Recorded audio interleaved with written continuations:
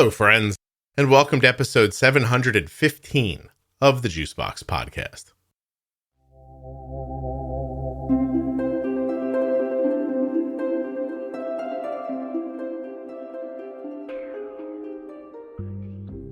Hello again, and welcome back to the Bold Beginnings series. Today is actually the 5th episode, but 3rd installment. The way that happened was that episode 702 was about honeymooning, 706 was about adult diagnosis, and then 711 was supposed to be terminology, but it got a little long, so that ended up being terminology part 1 at 711 and terminology part 2 at 712, which makes today's episode 715, Bold Beginnings, Fear of Insulin. Please remember while you're listening that nothing you hear on the Juicebox Podcast should be considered advice, medical or otherwise. Always consult a physician before making any changes to your healthcare plan or becoming bold with insulin. If you're a U.S. resident who has type 1 diabetes or is the caregiver of someone with type 1, you can complete the survey at t1dexchange.org/juicebox. Your answers to these simple questions will help people living with type 1 diabetes. t1dexchange.org/juicebox. This episode of Bold Beginnings is sponsored by InPen from Medtronic Diabetes. You can get started today with the InPen at inpentoday.com. The podcast is also sponsored by the Contour Next One blood glucose meter. Learn more about Arden's blood glucose meter at contournext.com/juicebox. Jenny, so far we have, I think 3 episodes of the Bold Beginnings series are out. Today, actually, as we record this, the adult diagnosis one went up. And today we are going to record Fear of Insulin Lows and Highs. And there were a ton of feedback that came from people. Again, these are statements from people in my private Facebook group when asked, what do you wish you would have known at diagnosis? And surrounding the fear of insulin, low blood sugars, high blood sugars, we got this back. So there's a couple of them here in the beginning. It's going to set the stage that don't really need a response. I was scared of insulin. The next one says, seriously, the fear of insulin was real. We were scared of insulin is the next one. We had to wake up twice a night for finger sticks, and it felt like we were chasing a blind number. I'm really glad they did have me practice with glucagon, because when I had to use it, even having to think about it, the person said they wanted to understand glucagon so badly because when they actually had to use it, they were having an experience that was so surreal that there was no time to think. My daughter's had a couple of seizures, and I know what that feels like. You're like, you look at that package and you just hope your body remembers what to do, you know? Right. The first thing I really want to talk about here is this statement from a person who said, I was handed a bunch of pamphlets and they said, read these. And oh, by the way, this insulin stuff, it can kill your kid. So don't do it wrong, but don't worry because we've given you all the tools you need. And this person said they were freaked out instantly. Rightly so, with that type of explanation. Come on, really? You're given pamphlets to explain something that, for the most part, a lot of people who are using insulin are completely using it like off the standard label of prescription that their doctor told them. Mm-hmm. Right? I mean, eventually you get to the point of, or many people do, of there is no fear, and you understand the action of insulin. You understand how to manage around it. And that takes fear out of the picture because you get it. But initially to just be given these pamphlets that's like, here, and be careful because this could kill you. Yeah. Well, clearly, right? Exactly. There's no fear here. Everything's fine. Don't worry. We taught you everything you need to know. And you're sitting there thinking, I don't know anything. So how could that be true? It is a really weird situation. It's like, hey, here's a car. Don't worry, they're super safe. But wear the seatbelt and drive 45 and don't hit anything for God's sakes because you're going to fly through the windshield and die. But don't worry. We taught you where the brake was, so it's going to be okay. And it just, a lot of this does end up boiling down to the person that you luckily or unluckily bump into when you're diagnosed too. Just True. their ability to explain something, because that statement, you could just say it in reverse. You could say, hey, listen, we've set you up with all the tools that you need. I know you don't feel comfortable with them right now, but trust me, experiences are going to make them feel more and more just real to you, things you don't have to think about. But until you get to that point, it's important to remember that too much insulin could make you low, could put you in a seizure. I mean, if you gave yourself way too much, it could kill you. But you just have to say it backwards. You know do. What I mean? Yeah. And also bring in, and these are the preventative things that we're doing from the start so that doesn't happen sooner. Eventually you will have low blood sugars. Eventually your child will have a low blood sugar. It will happen. I mean, they put out this, like, insulin can cause a low blood sugar. Insulin will cause a low blood sugar. At some point in your life with diabetes, you will have a low blood sugar. Yeah. You will, right? So just tell somebody that, right? That takes it out of the picture of, well, is it going to happen? Yes, it's going to happen, but this is what to do. These are the tools you have. You've got simple carbohydrate. This is what you can expect it to do. Mm-hmm. You've got glucagon. This is what you can expect that it's going to do for you. You've got these pieces to manage when that happens, right? Which should help somebody feel less fear in using it, right? It's not like they're dropping you off in the middle of the desert with nothing around and, here you go, but you got to take your insulin. It's like when you send your kids out driving the first time, you're like, listen, drive very safely, be aware of people around you. When you have an accident, which is going to happen one day, here's what you do next. You don't say if, because if gives you that feeling of like, well, maybe I'm going to be one of the people who it never happens to. Right. And then you spend your whole life kind of paranoidally. That can't be a word, but you're paranoid. And it is now. It is, damn it. I'll make up words if I have to. But you get in this situation where you're constantly trying to stop a thing. It's like trying to stop the sun from coming up. Like one day your blood sugar's going to, and look, the next person says, I wish the doctors would have explained to us the likelihood of lows and how to treat them. No one told us about that. And my son had a bad low. First time we came home, it sounds like the kid was wearing a Libre 2, wanders into their bedroom at 11:30 going, hey, something's making noise in my room. Because you remember that the poor kid's only had diabetes for 2 minutes, Right. His blood sugar's 45. And then this poor lady sleeps in his bedroom for the next month. And then she gets a Dexcom that gives her alarms that are a little more in the moment. But a month, she's on the floor or on a bed or something, because now she doesn't know, the kid doesn't know, they're all in a panic. Why?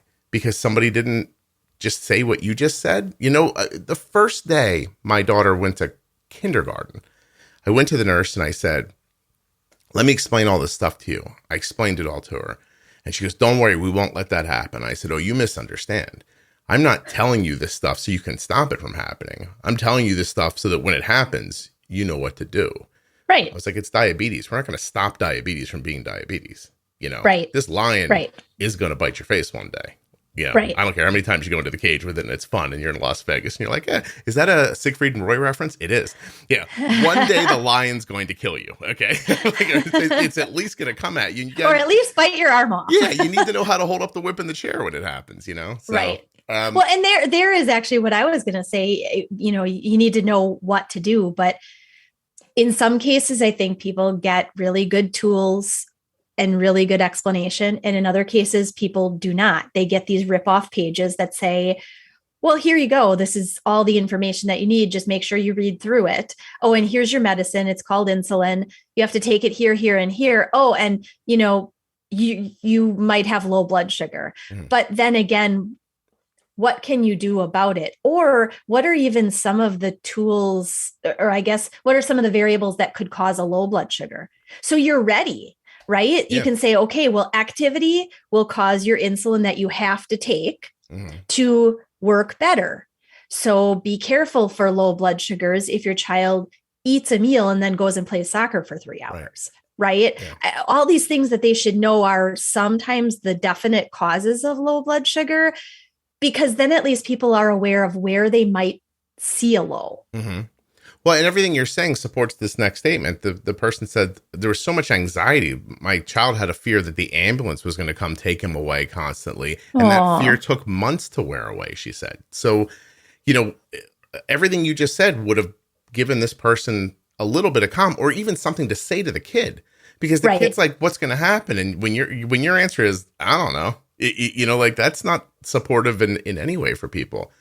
One person, this is great because we're going to kind of segue here a little bit. Before we do though, I want to say, I think it can be worse for adults that are diagnosed, because I think they get sometimes even less. And we talked about this in the adult diagnosis episode, and it's fresh in my head because I just put an edit on the show and I just heard it again. But that when you're an adult, sometimes you're like, here's the insulin, go to the store, get this prescription filled for needles, and then go see your endo. And then you call the endo and the endo is not available for 45 days. Or worse, like 6 months. Right. And in the meantime, they have you visit with like a nurse or somebody in between who, there's a definite disconnect for adults. Yeah. Absolutely. And I think the other piece for adults is a lack of enough initial good information, but also many times that adult is on their own, right? Yeah. They may not have a spouse or a significant other or a family member who they're close enough with that they can share this with and get someone to look in on them, if you will, right? And that makes it harder because kids who have a parent or a caregiver, there's somebody that's got their back, right? Consistently paying attention for them. Adults don't have that. It is on you. And you can slide into a depression. You could just slide into a complacency. Listen, completely disconnected from diabetes. My son just graduated from college. He's got a really good degree. He's a bright kid.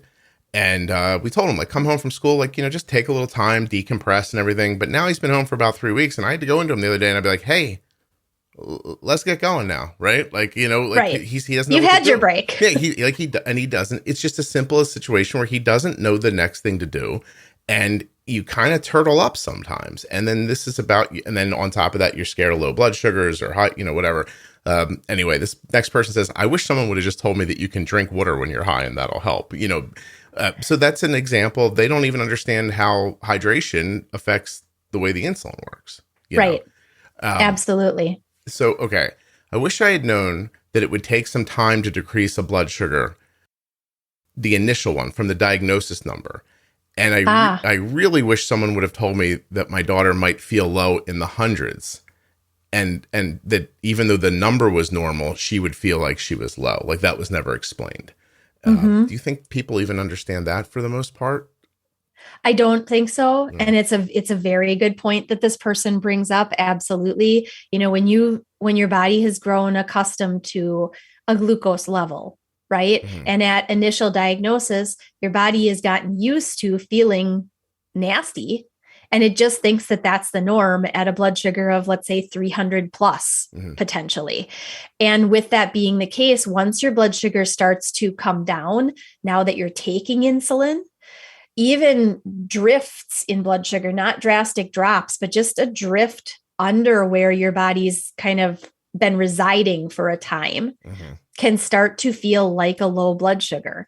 Do you need to treat that? No, but it can be scary. Yeah. Because it feels like all these symptoms you've been told to watch out for, which indicate, oh my goodness, my blood sugar's too low. But you look at your numbers, whether you're already on a CGM or you're just doing a finger stick because you're curious what is going on. And the number doesn't look like it's in the low range. Right. It can be very hard to know, well, what do I do about this? Yeah. And the idea that your body will get accustomed to it after a while, but you can't forget while you're explaining all this to people, the feeling's still real. Yes. You feel like your blood sugar is 35 and your blood sugar is 110. And it can take sometimes days and weeks, depending on how long you've been high, for your body to get regular, and feel that way when you're at a regular number, I should say.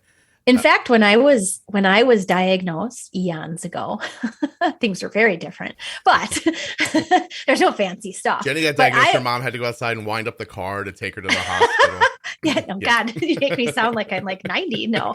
But I was in the hospital for a full week, and they wanted me to have a low blood sugar while I was in the hospital.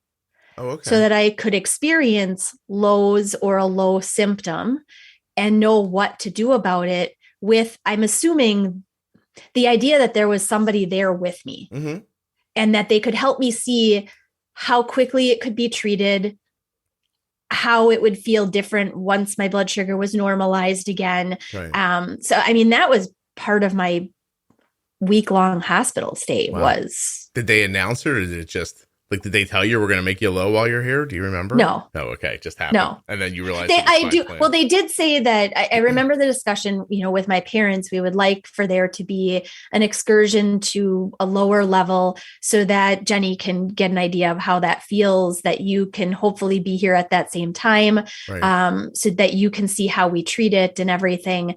And I did have a lower blood sugar. I mean, it was by no means low, but it was certainly low or dropping. I do remember how I felt. But the good thing was that I got explanation. Yeah. Right. And for the little things that you end up figuring out on your own, like for a lot of people, you can feel a fall. So so you feel the fall before the number is an issue. And correct. Just stuff like that is great to learn. These next two statements are interesting. They're made by two different people, and it's a great perspective into what someone thinks before they've heard the podcast and what someone thinks after they've heard the podcast. Right? Oh, awesome. So this first person says, I wish they had taught us to use insulin without being afraid of lows. So that's a person who's now been listening to the podcast for a while. It's like, I know now how important using insulin is correctly. The fear of lows is what was stopping me from using it, et cetera, et cetera. But then here's a person who is giving you perspective from before they heard the podcast. I had way too much fear of insulin. They pretty much had me feeling like I was going to kill my son probably within the first week.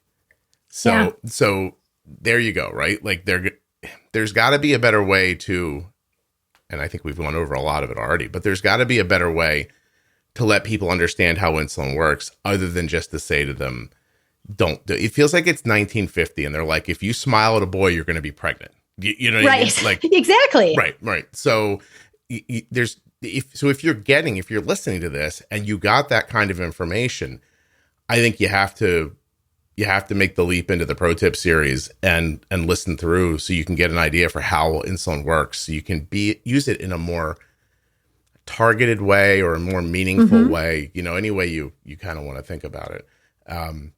Because then it does for many people. And I would say, with this topic of fear of insulin, I think I've seen more adults who have had a fear of insulin tied with a fear to things being too low than kids. And many times parents are very good about not projecting their fears onto their children. Right. For the most part. I mean, there are some that's not the case for, but I think parents they try very hard to internalize worries and fears so that their child doesn't see that as well in terms of how to feel about something they're going to be living with, right? Yeah. Adults, however, again, are the ones managing their own health. There may not be a secondary assistive person there for them. So the fear of insulin can be very real when you're the only one who's got your back. Yeah. So, in that, I think it's learning about how does insulin work and how does it work for you? And sometimes, as I've worked with people, sometimes it's getting used to even just noting what small doses do. And then you can build on that, especially if you really just don't want to eat lettuce salads your entire life and you want to gravitate into other things that may require more insulin. Learning how to use more insulin should start in smaller doses then so that you can get a comfort level with what that does. Right. And with less need to over-treat because there's not as much insulin left laying around. Yeah. Right. Well, so here's the other side of it. Here's a comment. One piece of well-meaning but bad advice that I got from another type 1 was that a high blood sugar will not send you to the hospital, but a low blood sugar can. So it's best to leave yourself high. So it's better high than low, which, and then, that's very bad advice. Yeah. That's very bad advice. Do not listen to that piece of advice. But it's an interesting way of showing how when you get bad information at first, it leads to fear. And then you go out into the world because you think, oh, I know this thing that's going to save someone else. I have to go tell them. And now the internet's interesting because when you're listening to someone talk, you have no idea if they've had diabetes for 3 minutes longer than you or 3 years longer than you. And when you don't know what you're talking about, the first thing that's said to you, often you go, oh, okay, well, this person must know better than I do. And, right. And that is that's one spot where I'm proud of my Facebook group where people do speak up.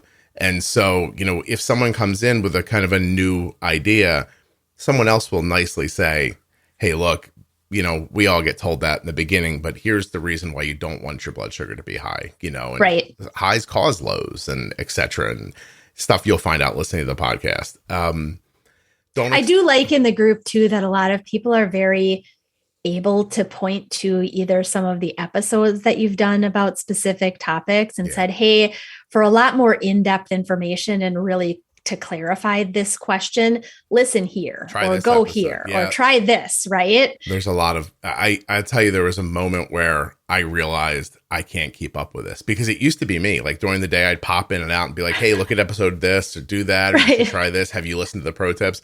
And one day I was like, I don't have the bandwidth for this, and now 24/7. Isabel helps me with it now, which is terrific. But at one point I just said to the people in the group, I was like, if you see a question that can be answered by an episode, share the episode.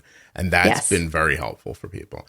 Okay. So then you see the next person knows this and says, don't accept high blood sugars as a norm, because you'll start looking at numbers and just going, 200, it's not that bad. And that turns into 210, which turns into 250 and on the way. Here's an interesting one. I was just told to take my insulin 15 minutes before my food to pre-bolus. So I injected 10 units of Novolog on a 15-minute drive to get my food. I had a low on the highway, and here's the kicker. I didn't even know insulin could cause a low. I wish someone would have mentioned that. So obviously, obviously pre-bolusing is very important, right?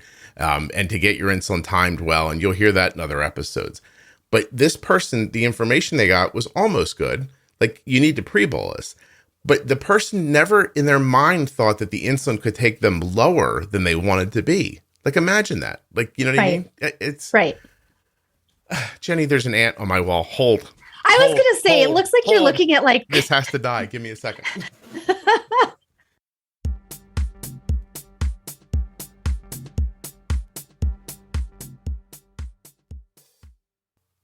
If you're using insulin and not ready for a pump or just don't want one, you should consider the InPen from Medtronic Diabetes. Now, you can imagine an insulin pen is a great way to deliver insulin, but it doesn't give you a lot of the functionality that you'll get with an insulin pump.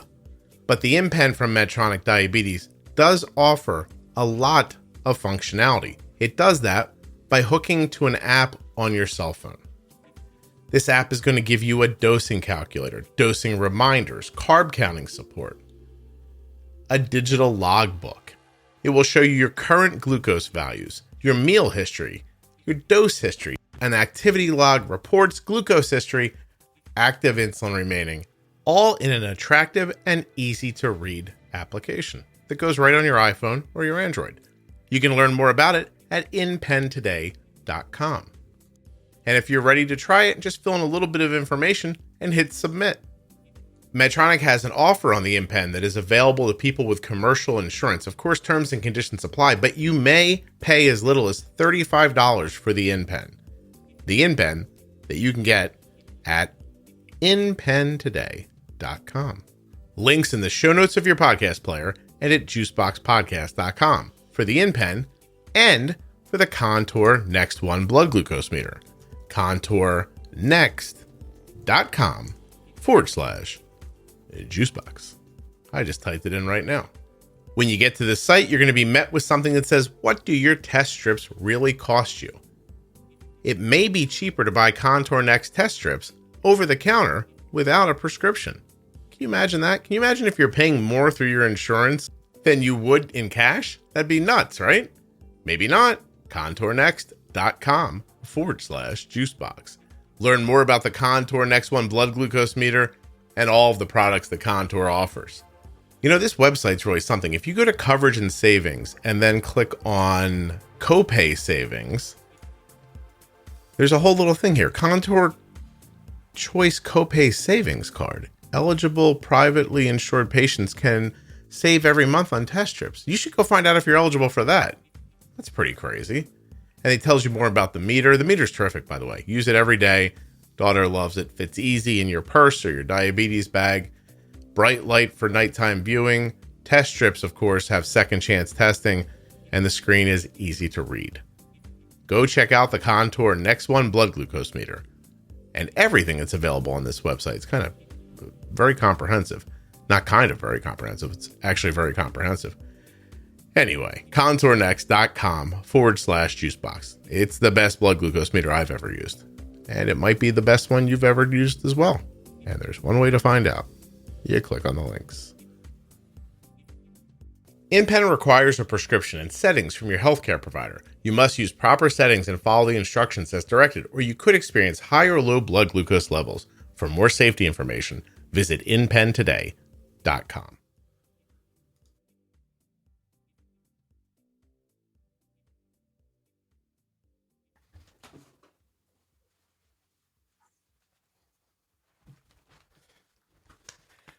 I thought perhaps you had like water leaking from your ceiling, or like, maybe ghosts on your ceiling or something. Well, I'll tell you, I might have preferred a ghost because I don't believe in those. And so I would have just thought I was like dizzy. But I kept thinking like that thing's going to crawl over my head and fall on me. Sorry. It's like a big black ant. I've never had an ant in this room. I'm going to have to sell this house. Okay. In our house, it is stink bugs. Oh. I don't know where they have decided that their home is outside, that they don't like, but they come in our house, and I don't care. I just take them outside. Mm-hmm. My boys who love bugs and love stuff, they hate stink bugs. Yeah. They will come flying in and be like, "Ma, there's a stink bug on the ceiling in my bedroom." And I'm like, okay, who's bigger? Are you bigger? Go get it. Or is the stink bug bigger? They're an import. Right? They came here. Oh, are they really? This is not what this is about. Oh, no, it's okay. I want to say China maybe, but anyway, look it up. Have fun finding out. Okay. So the next person says, safe numbers are not high. Even if doctors tell you that, I wish someone would have been, clearer earlier. Another person says, I wish someone would have started in terms of telling me where to bring those numbers down. How do I do it with basal? Like where do carbs fit in? Like they didn't have any... You know what I mean? Like the stuff that seems kind of obvious after you had diabetes for a while, in the beginning, none of that's going to feel obvious. Right. None of it. Like, because it's brand new.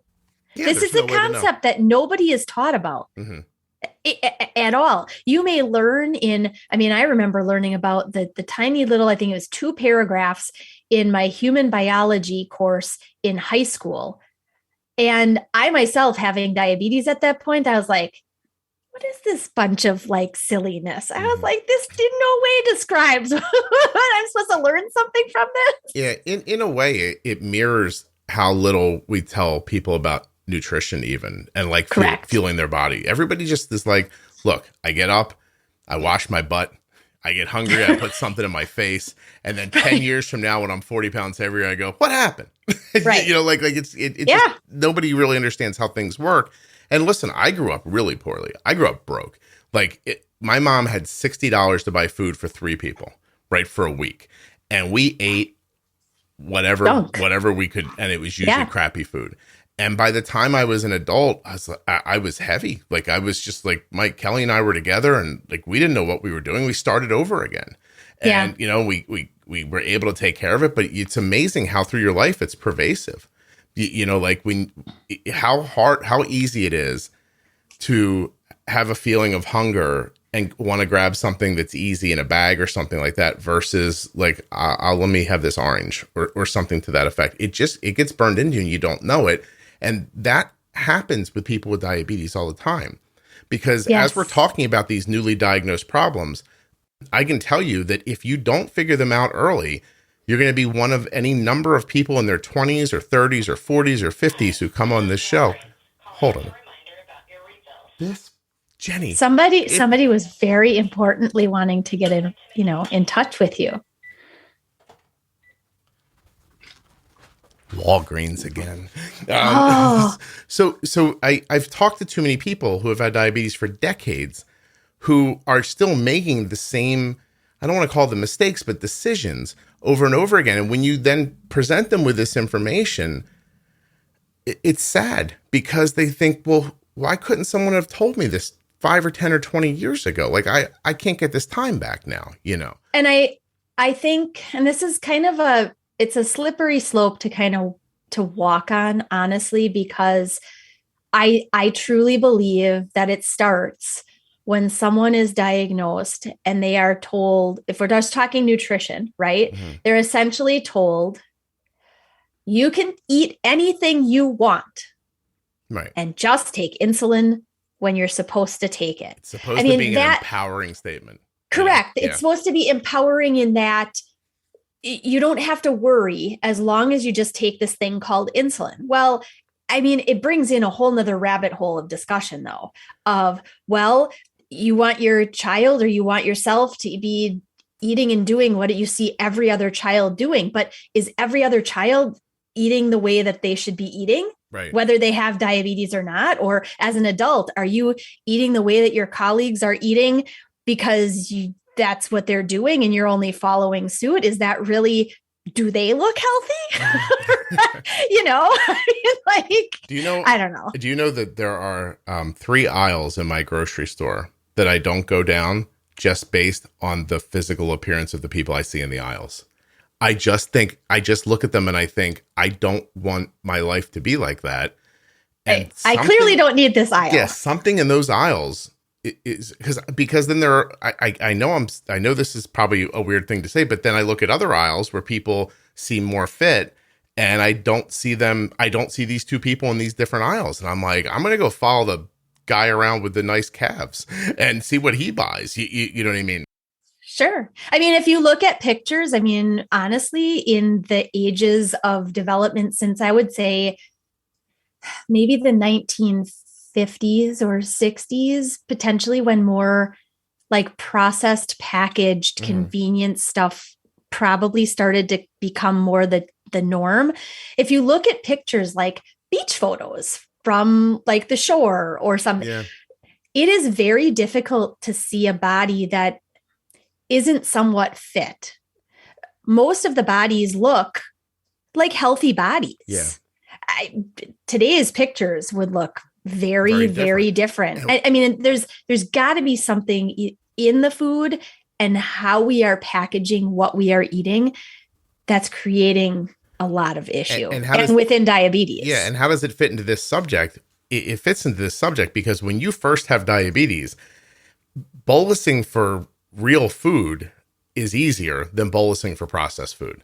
Correct. And no one's going to mention that to you. No one.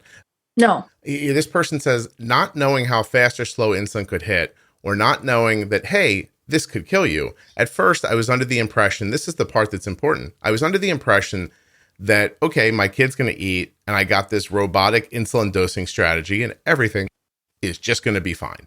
And so they were told, count the carbs, give the insulin, do it like this. It's all just going to work out. And it doesn't go the same way. And that leads people to say things like, oh, it's just diabetes, or, one day I eat the same thing and then the next day I eat it and it's all different. No one tells you that the next day your insulin site is a day older. No one says, you had you don't know, right? Nobody gives you enough details. I had a burrito one day and I did well with it, but I had a burrito the next day and it didn't work. Well, did you make the burrito the first day? And was the next day, was it from Taco Bell? Because, but in people's mind, it's burrito.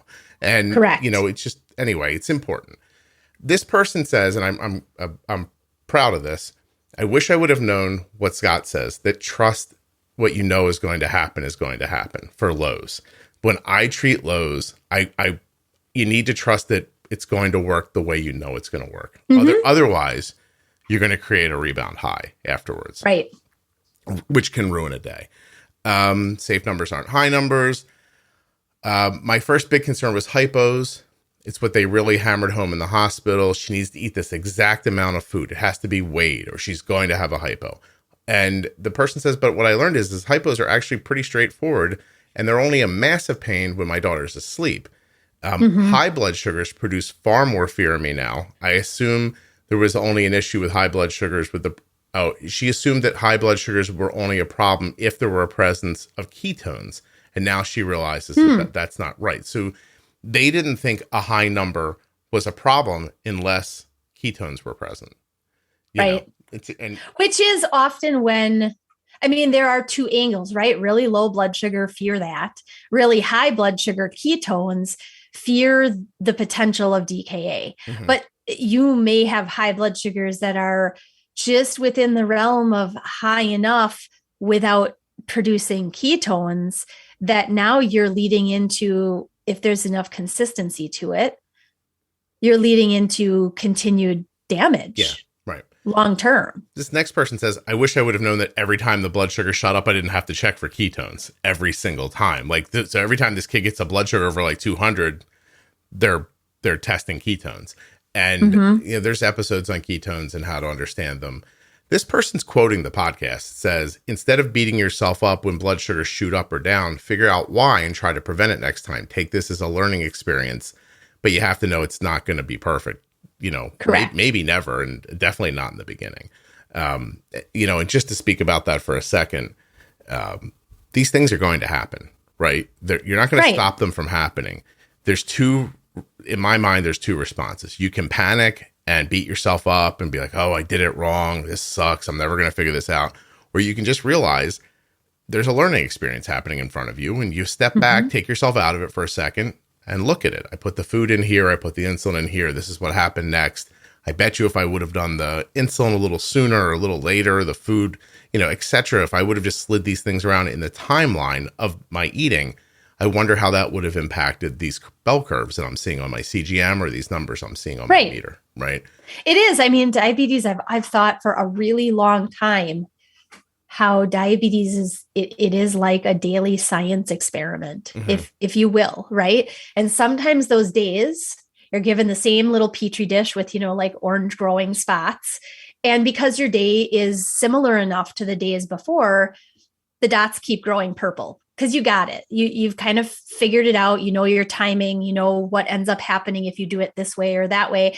And then comes in a day where the dots turn orange and purple furry and whatever by the end of the day. And usually there's a variable in the picture that you've not encountered before, or was something completely different that you've just, you've never had that burrito from Johnny's corner spot or whatever it is, so you learn. This person says, I wish someone would have told me to always carry snacks, supplies, and emergency treatment with you. I am frequently thrown by how many people don't travel with at least a juice box extra or their meters sometimes or stuff like that. I've talked to people I don't need my meter. I'm like, how do you know that? If you know that, then this whole thing is easy, because you can predict. It freaks me out a little bit. If we drive more than 30 minutes from my home, or we're doing something you're going to go somewhere 20, 30 minutes away, but you plan on being there for 3 or 4 hours, I always say to my daughter, I'm like, take a pump with you. A little bit of insulin, a pump. I'm like, you don't want this whole day to be ruined if you bang into a door and your pump pops off or the thing stops working. You don't want to have to stop what you're doing and drive all the way back here. That's big picture stuff. Little easy picture stuff is you need your meter with you all the time. You need I'm fascinated by people who travel without the controller for their insulin pump. Well, what if you need insulin? I'll do it when I get back. When you get back, what are we talking about? But no, but for lows, you have to have a way to stop a low with you. Yes. And not just one way, many. Maybe, because what if you drink the juice and it keeps going? There's a difference between being paranoid and being prepared. You can't. Correct. You need to be, in a modern society, somebody in America who's living in a house where food's readily available. I get, going to your neighbor's house or something like that, not feeling scared, but you don't start getting into cars and driving to locations where yes, there's a Wawa on every corner. Or some sort of a convenience store, but you're not in there if your blood sugar starts dropping and you're driving your car. Correct. So absolutely. I know in the turn of a season, usually from from winter into like spring, summer, I have different purses, if you will, that I might use. Mm-hmm. And I always end up having to like dig in the pockets of the purses and fish out like the really old glucose tablets. Like, clearly they're like, the sugar sort of starts to get harder and whatever. Mm-hmm. And I'm like, yeah, it's time to change those out. I would eat them if I had to, but they probably aren't going to taste very good. So we have juice boxes in the pockets, our door pockets of our cars, right? Yeah. And one time we got down to the one where you're looking at it, you think, I can't believe this is holding the liquid anymore. Like this should have been thrown away and replaced. It's like the squishy, yeah. And we had to give it to Arden. And even when she took the box, she went, oh, this is going to be horrible. And I was like, sorry. And, and it was. But it'll work. It'll work. But it was like syrup. It wasn't even like, it was bad. And she was looking at us like, you've got to be kidding me. I was like, I tell you to replace these things. No one listens to me. So, there you go. Here's an interesting one. I felt like I was bringing home a newborn baby. We talked about how diabetes can feel like a newborn baby. But she said that the first low that she saw was a 74. And they were running around their house like a lunatic. Like, we have to stop this. It's 74. And it reminds which can be scary if it was falling fast or if you had never seen that value. That's absolutely. Contextually, absolutely. But in a situation where you're looking at a fairly stable 74 and you're thinking like, life is just about to end. It's when I say this sometimes because it's the one thing that I feel sad for people, but it does make me like laugh a little having been in this game for so long. It's when you see somebody like show a graph and this kid's, blood sugar super stable and then it dipped down to 80 and then the caption says like, I saved their life with a cookie. I'm like, nah, what? No, you didn't. You stopped. We could have. Who knows how much it was going to dip after, right? Okay. But yeah. But like that idea, and really what it outlines is that people just are not given accurate depictions of what a good blood sugar is. And right. I have an email that I've been going back and forth with this gentleman about that. I think this is a great place to put this. He said, I've been trying to keep my kids' A1C as low as I can, blood sugars as low as I can. But then I ran into this person in the diabetes community who said, no, you can't do that because, a blood sugar under 55 causes brain damage. And I always hear those conversations and I'm like, I don't think anybody really knows, but it's a hard thing to respond to because I don't want to be the person who says, I don't think a 55 blood sugar is going to give you brain damage, but I don't want to say that out loud in case I'm wrong. You know what I mean? But I mean, right. I don't want your blood sugar to be 55, Jenny, right? No, but no. Should it dip I don't there? Want it to be 55. Right. It doesn't feel nice. Yeah. But should it dip there for a couple of minutes? Is the couple minutes it's kind of in theory, the idea of cumulative time. It's just like highs, right? So the idea of deprivation to the brain over long periods of time or consistent over days and days and days of consistently having hours worth of low blood sugars. Right. There is research about brain health, especially in kids. Absolutely. But if your blood sugar dips to 55, and I've certainly had 55 blood sugars, and I don't think that I'm brain damaged. Do I sound brain damaged? Do you want me to tell you? No, I'm kidding. No, you don't. You sound okay. Well, the way I ended up responding was I said, look, as we went back and forth and I got contextually better what they were saying, I said, listen, no one is saying that your blood sugar should be 55 for hours or, right. I said low and stable A1Cs, not like a life where you're like, oh my God, I'm 40. Oh my God, I'm 400. Oh my God, I'm Correct. 40. I'm like, that's not good for you. I said, you want stability. But if you can't achieve an 80 blood sugar without it becoming a 55, you're not using your insulin correctly. Right. Right. And something needs adjustment. Absolutely. Right. So anyway, I mean, I don't know about, I agree with what you said. I would not want any measurement in my body to be way off for a long time, right? Your thyroid hormone's too high for a long time. It messes you up as a human being, right? If it's too low, it messes you up as a human being. Your blood sugar the same way. But, we talked about it earlier. You have diabetes, you're going to get low at some point. Like it's Correct. Just, you're going to do something and your blood sugar is going to be 400 one day and it's just going to happen. And your blood sugar is going to be 55 one day and it's just going to happen. And you are going to be in a situation more times than you care to count in your life where you actually think you saved your life with a cookie, right? Like Correct. it is going to happen. And, I think that's a value too these days of definitely having the technology, specifically the CGM technology that we have, because you do have a little bit more visual in terms of that line of sight, right? Where are you? Are you stable? Are you stable and sitting at home doing not very much? Okay, then great. If you're sitting at, 82, you're probably not going to treat that because you're stable. What's wrong with that? If you're 82 and you're going to head out on a 10-mile bike ride, you probably don't want an 82 blood sugar unless you've done something that is now going to hold that stable at that level, right? Yeah. Here's a couple of other things that are interesting to look at people's brains and how they work back and forth. Like, people are different, right? This one person says, I wish someone would have told me what happens when you go low. How low is going to make me pass out? What's going to happen to my body then? I wanted that information. But the next person says, here's the thing that messed me up. I thought the smallest mistake was going to kill me. And it created panic attacks. And so there you go. Two different people in a similar situation. They want different things. And that is, in the end, why you have to go out and advocate for yourself and look for information, because the doctor doesn't know if you're the person who's going to have a panic attack or if you're the person who says, hey, what's going to happen to me after I pass out? And when's that going to happen? And those numbers are different for everybody. I've seen Arden have a seizure at I think 20 was the blood sugar. And I've seen her talking to me when she's 28, like there's nothing wrong. So I don't know what to tell you. You know what I mean? It's a teeter line. Like it's like you're dimming a light, and there's a moment where, you still have plenty of room left on the dimmer, but the thing just goes off and you go, oh, that was weird. And so you can't, what I would tell people is, I don't want my daughter's blood sugar under 70 if I can help it. I treat it when it looks like it's going to go to 65. I treat it more urgently when it's under that number, 60, 65, 55. I think we've messed up pretty good here.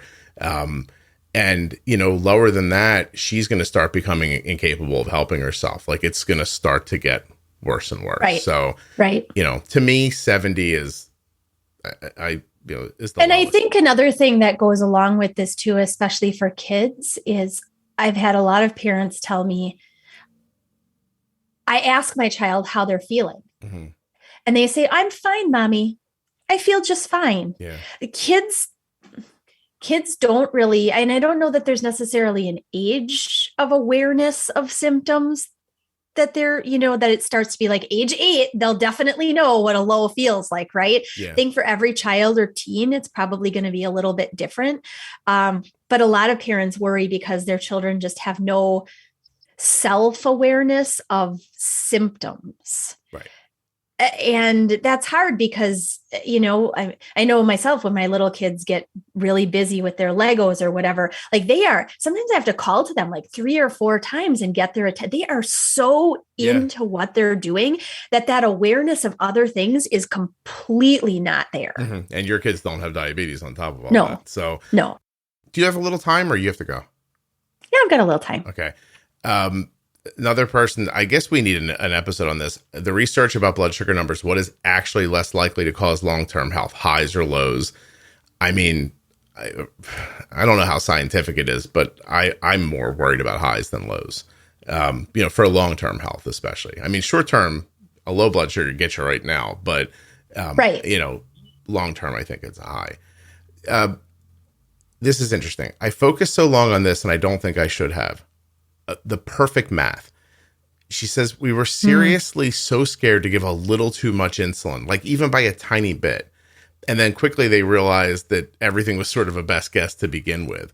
I used to, on the old Omnipod PDM, you had to hold this arrow up to make the carb count go up.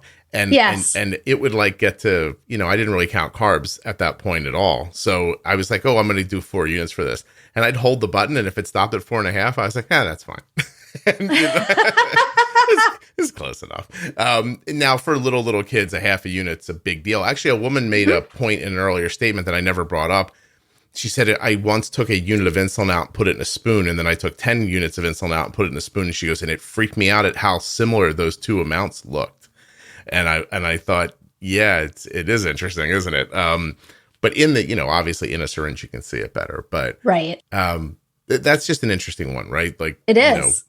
I see people all the time like, well, I made a bolus. It was 4.1 and I think it was too much. And I'm like, but I guess, all right. As you get bigger and you require more and more insulin, those tiny 0.1 isn't going to make a hill of beans of difference. It doesn't exactly. Really. It doesn't really. Which is the reason that many people, especially pumpers, get frustrated when they're trying to correct higher blood sugars, and their pump is recommending something like 0.2 units, and they think, well, 0.2, like what is 0.2? What's the purpose of that? It's not going to do anything to help me at this point, right? Yeah. And that's when they get more aggressive, and then you're like, oh, well, I clearly should have taken the 0.2 instead. This person says, I wish someone had told me that my eyesight was changing when I got low and that it would come back. Like, I guess from being dizzy. And also, she said, conversely, I had been high for so long that my eyesight had gotten bad. And that as I brought my blood sugar down, that changed. That was scary. A person here says, I remember thinking that if she's still low, like, do I still do insulin? Like when I feed? Like, okay, she's 60, but she ate 20 carbs. And we talk about that on the podcast all the time. You need to cover the amount. There's an amount of carbs to fix the low, and then there's an amount of carbs you don't need. Some of that needs insulin. Correct. And this one's interesting. I was told there was a 3-hour rule that we couldn't give any insulin unless it had been 3 hours since the last dose. This caused many high blood sugars for us. Was not explained well. And it seems like a big one for newly diagnosed people, and I think you should bring it up, she said. So I think and I think, we talked about stacking, I think, recently in an episode, but that kind of goes along with initially the idea that once upon diagnosis, once insulin is starting to be injected, they're very cautious, assuming the potential for honeymoon. So what they're looking for is, let's give a timeline of what we're expecting this rapid insulin dose to work over. And let's be careful about not adding extra within this.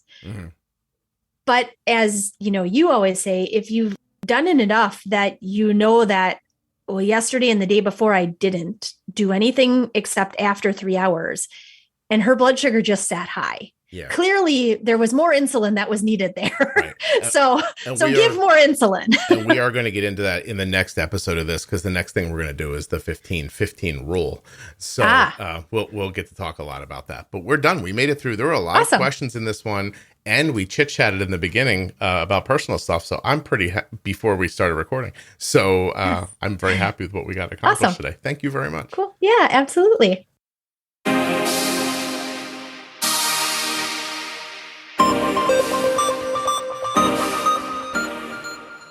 A huge thanks to InPen from Medtronic Diabetes and the Contour Next One blood glucose meter.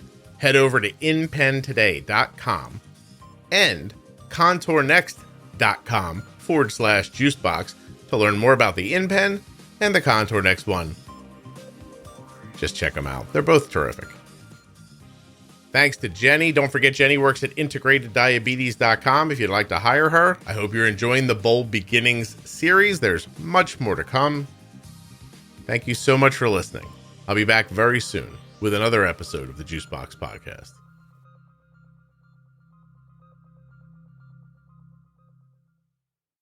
Hey, if you're still here, don't forget that JuiceboxPodcast.com, DiabetesProTip.com is a place where you can learn more about the podcast in general, find all the different series.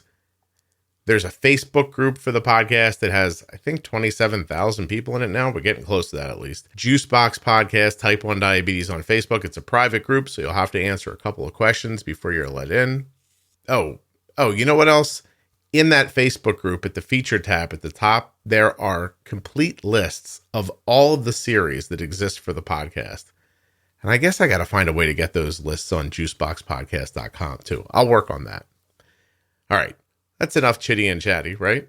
I hope you're enjoying the podcast. If you are, tell a friend.